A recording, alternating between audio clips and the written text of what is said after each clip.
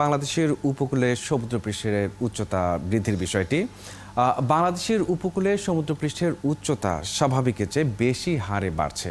BUET institute of water and flood management ও সরকারি প্রতিষ্ঠান centre for environmental and geographic information সার্ভিসেসের গবেষণায় এই চিত্র উঠে এসেছে।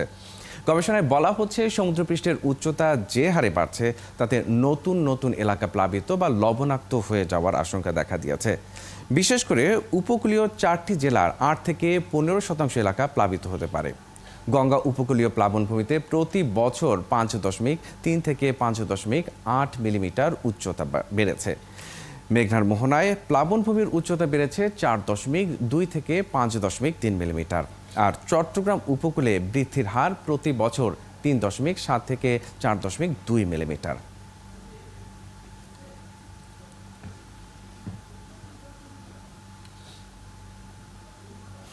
দর্শক, সমুদ্রপৃষ্ঠের এই উচ্চতা বৃদ্ধির কারণে উপকূলের প্রতিবেশ ব্যবস্থা, ভূগর্ভস্থ পানিতে লবণাক্ততা ও অবকাঠামোর ক্ষতি হতে পারে।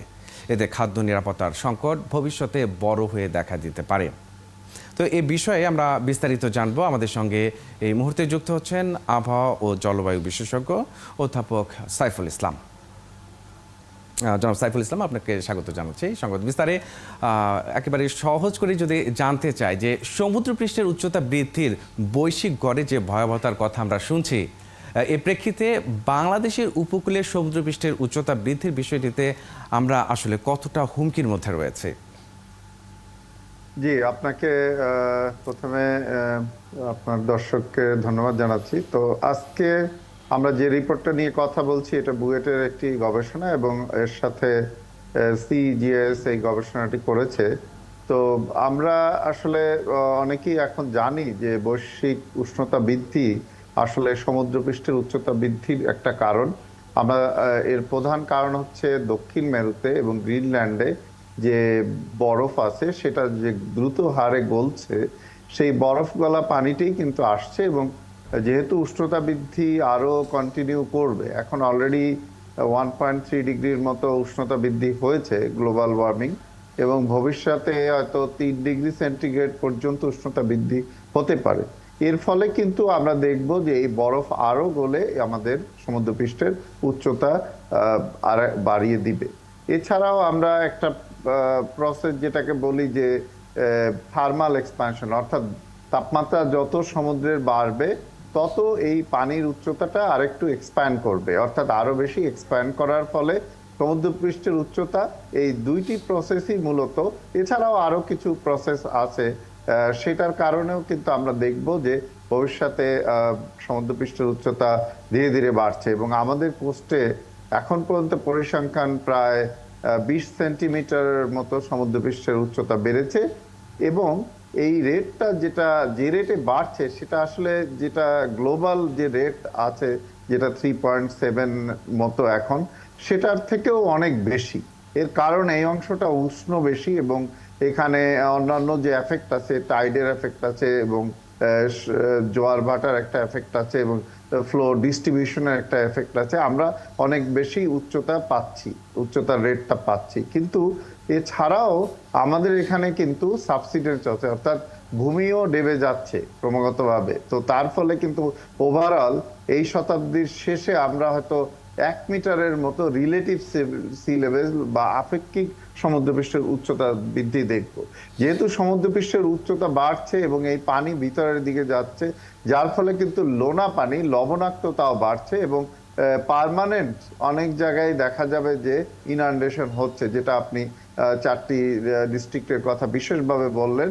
এবং এই লোনা পানিটাও কিন্তু সামনের দিকে প্রপাগেট করবে এই ফ্রন্টটা, এবং আমরা দেখব যে এখানে লবণাক্ততা বৃদ্ধি পাচ্ছে। এবং যেটি আমরা ইতোমধ্যেই উপকূলীয় এলাকাগুলোতে, সাতক্ষীরা সহ অন্যান্য জেলাগুলোতে এর প্রভাব ইতোমধ্যে আমরা দেখতে পাচ্ছি। আপনাদের যে গবেষণা, তাতে এর সবচেয়ে বড় প্রভাব আমরা দেখছি যে কৃষিতে পড়তে যাচ্ছে। তো এতে খাদ্য সংকটে যে নিরাপত্তা সংকটটি তৈরি হবে, তো এটি কি ধরনের প্রভাব পড়তে যাচ্ছে, এ বিষয়ে যদি একটু বিস্তারিত জানাতেন। জি, এখানে ওই সিজিএস এর পার্টে ইম্প্যাক্ট এবং এগ্রিকালচারের ইম্প্যাক্টগুলি দেখেছে, এবং তারা বলেছে যে 50 থেকে 65% এলাকায় লবণাক্ততা বাড়তে পারে এবং 6 থেকে 9% আমন ধান নষ্ট হয়ে যেতে পারে।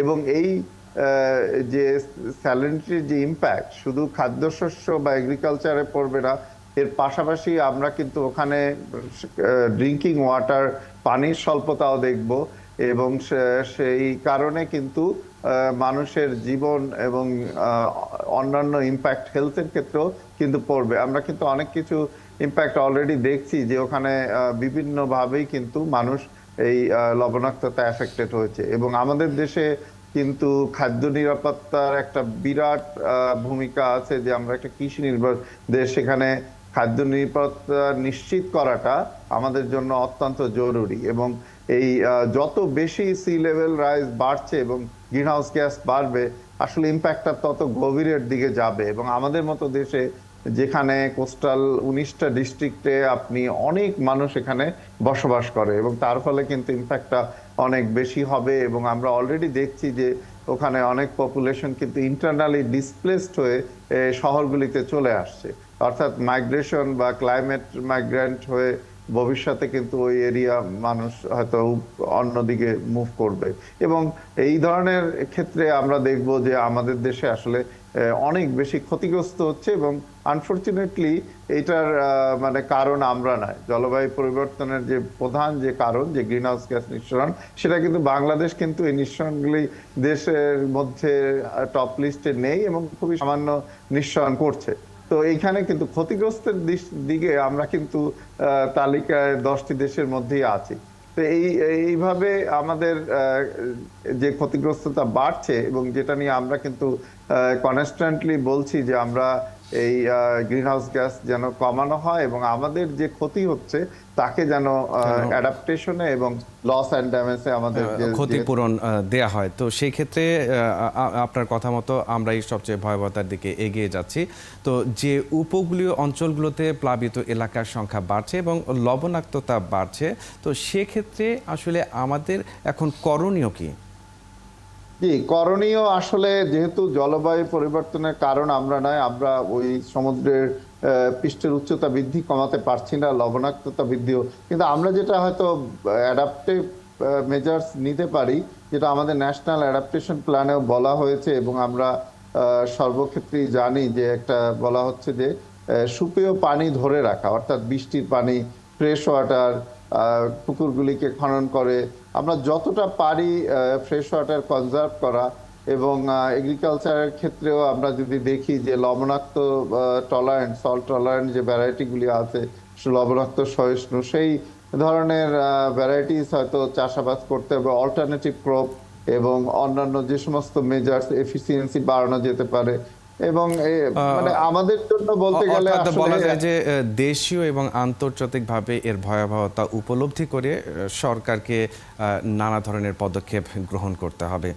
আপনাকে অসংখ্য ধন্যবাদ আমাদের সঙ্গে যুক্ত হয়ে বিষয়ে কথা বলার জন্য। আমরা জলবায়ু পরিবর্তন নিয়ে কথা বলছিলাম অধ্যাপক ডক্টর সাইফুল ইসলামের সঙ্গে।